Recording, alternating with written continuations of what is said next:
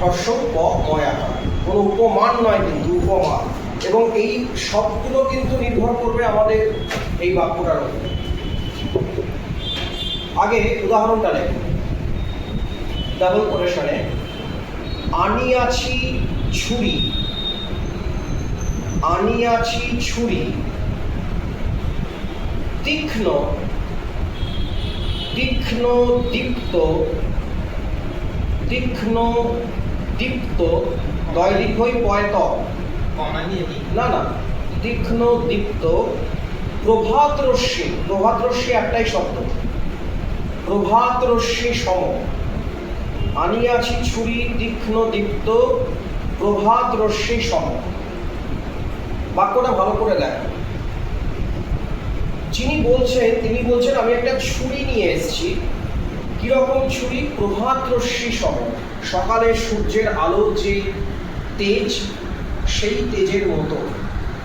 তাহলে এই বাক্যটা যদি আমরা কনসিডার করি, এই বাক্যে উপমেয় কোনটা? ছুরি। তাকে তুলনা করা হচ্ছে সম মানে কি? সমান, ওই যে মতো, প্রভাতরশ্মি। তার মানে এই বাক্যের ক্ষেত্রে আমরা কি দেখছি না, উপমেয় উপমানের মধ্যে একটা সিম্পল সাদৃশ্য, মিল আছে, কোনো ধরনের জটিলতা নেই। এটা ওটার মতো, এটা সেটার মতো। তাহলে লেখো, একটি বাক্যে যদি, একটি বাক্যে যদি উপমেয় ও উপমানের মধ্যে, উপমেয় ও উপমানের মধ্যে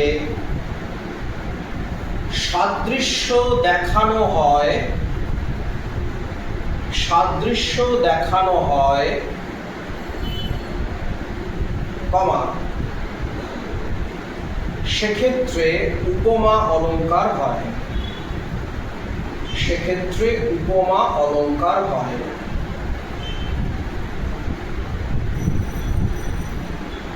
ঠিক আছে, বোঝা গেল ব্যাপারটা? আচ্ছা, পরেরটা খুব ইন্টারেস্টিং।